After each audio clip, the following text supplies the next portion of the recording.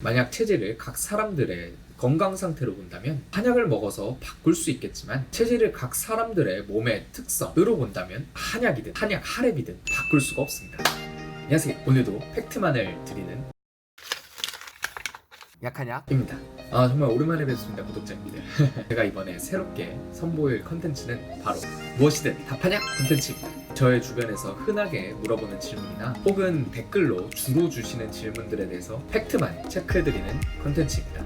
오늘 팩트 체크해볼 질문은 바로 한약을 먹으면 진짜로 체질이 바뀌는지에 대해서 팩트만 체크를 해드리려고 합니다. 그럼 바로 렛츠 기!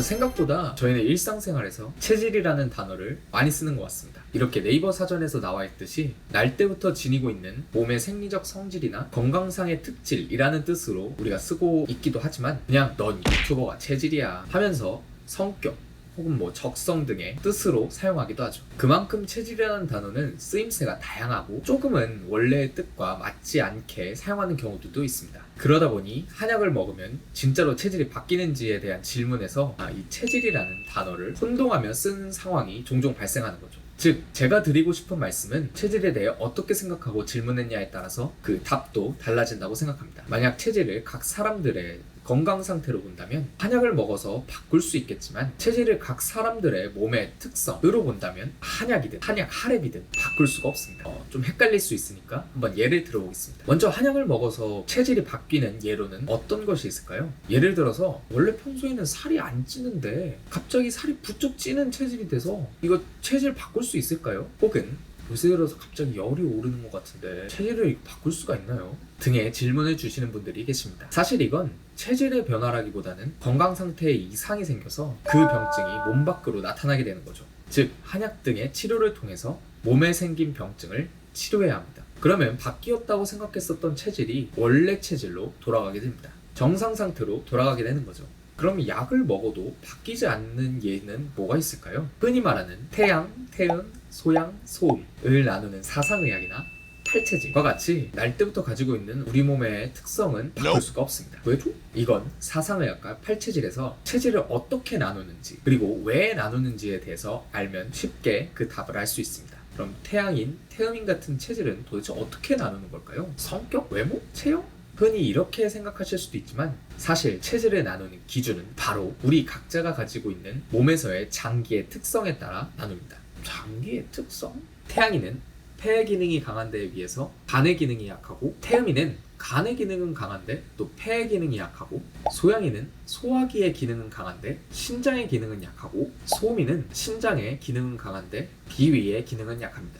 아니 근데 왜 이렇게 나누는 거야? 이런 기준으로 나누는 이유는 바로 체질마다 주로 걸리는 병증이 다르기 때문입니다. 예를 들어 소음인은 소화기의 기능이 약해서 그 기능을 올려서 치료해야 하는 병이 주로 나타나는 반면에, 오히려 소양인은 소화기의 기능이 강해서 그 기능을 낮춰서 치료해야 하는 병이 주로 나타납니다. 즉, 특정 병이 주로 나타나는 사람들의 집단을 나눈 것이 4개의 체질, 8개의 체질이라고 볼 수 있겠습니다.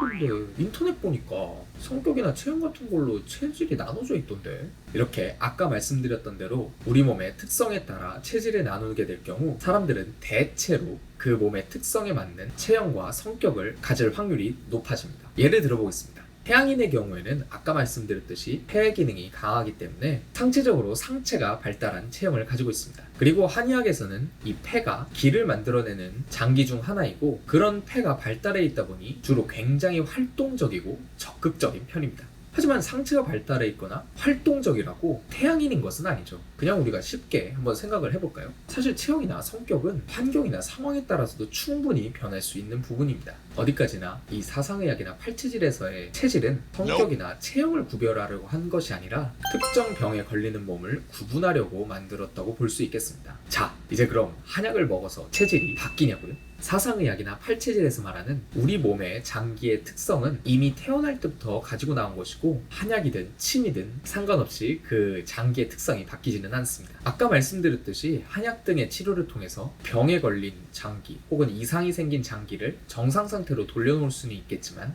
그렇다고 상대적으로 약한 장기가 내가 제일 잘 나가 할 수는 없는 거죠.